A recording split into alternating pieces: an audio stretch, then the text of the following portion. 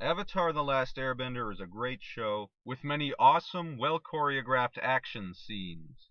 However, most of the scenes are duels or small skirmishes between only a few different people. We don't see very many battles between armies or any large groups of people. And the ones we do see, honestly, they're not really that well choreographed.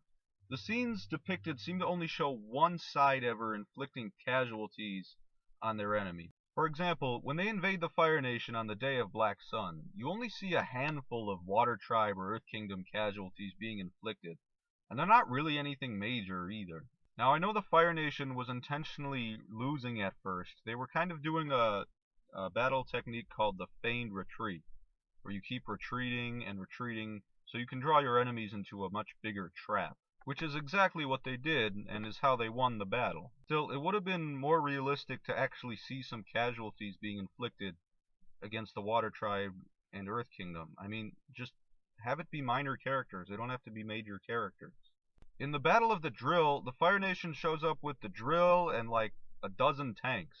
And the Earth Kingdom seems to have a couple dozen Earthbenders. Or where was the Fire Nation's army? They were getting ready to invade a giant city. I mean, maybe they were all in the drill, I guess. I don't know. I don't think half a dozen tanks or a dozen tanks or whatever is going to cut it. And the Earth Kingdom only seemed to have a couple dozen warriors. I mean, or benders, or...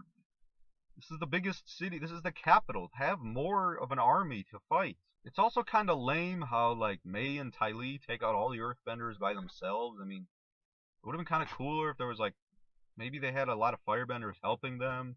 It was like an even battle with, casualties inflicted on both sides.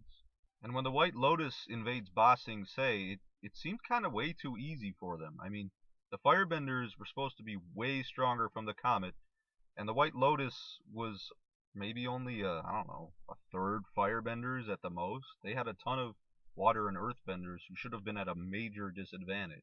The best battle in the series is definitely the Siege of the North. We still don't see very many Water Tribe casualties, but what we do see is we see the Firebenders and the Fire Nation launching tons of attacks, and we see the Water Tribe continually retreating. So we have to imagine there are Water Tribe casualties happening.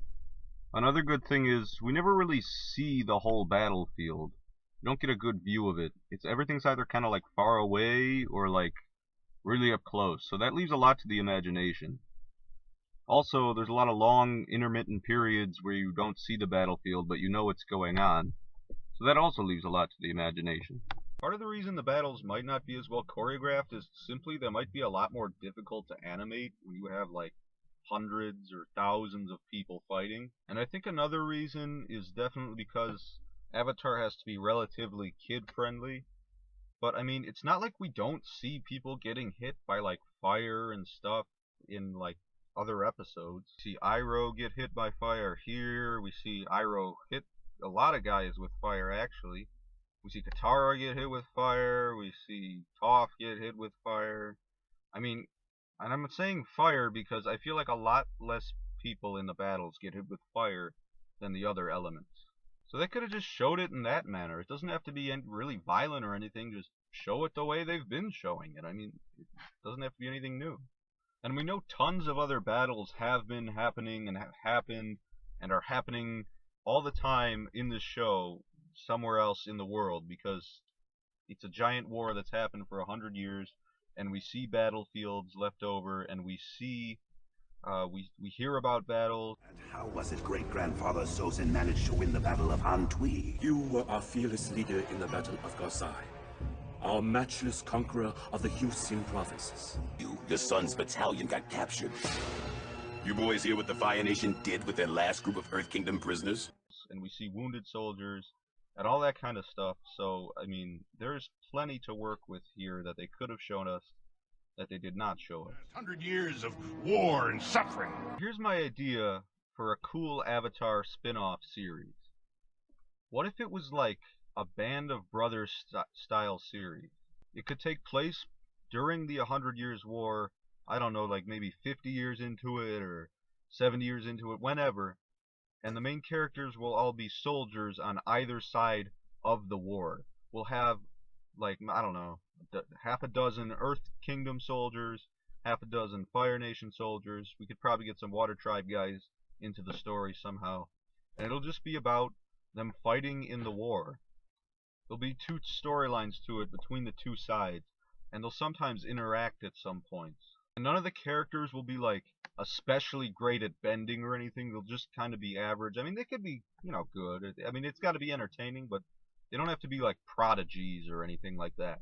Just going to be normal soldiers, like these guys and these guys. I want to see these guys fight these guys, with maybe these guys helping them, and that would be awesome.